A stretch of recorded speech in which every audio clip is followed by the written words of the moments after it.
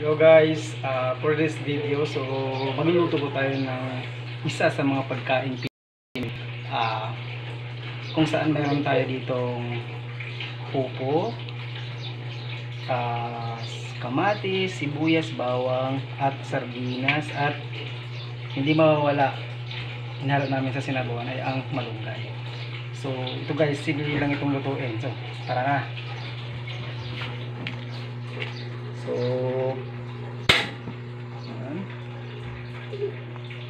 pwede ba tayo ng kasirola. So lagyan na po natin ng kunting mantika. Tapos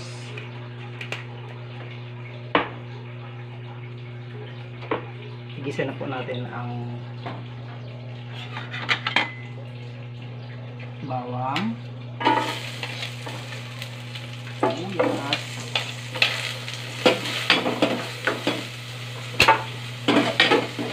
at kamatis.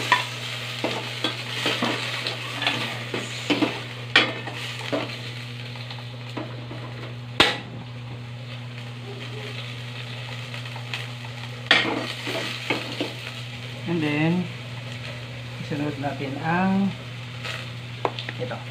Igisa natin ang sardinas.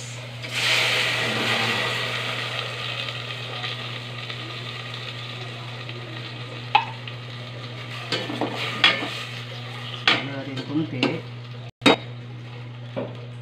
And then isunod na natin ang ating pupo.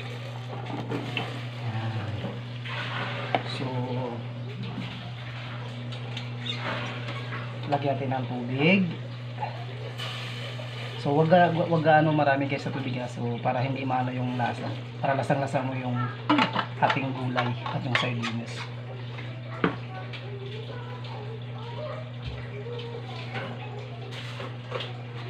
So lagyan natin ng asin.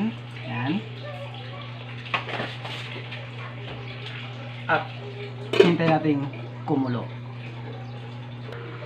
So yun guys, so kumukulo na ang ating gulay. So isunod na natin ang ating malunggay. Yan.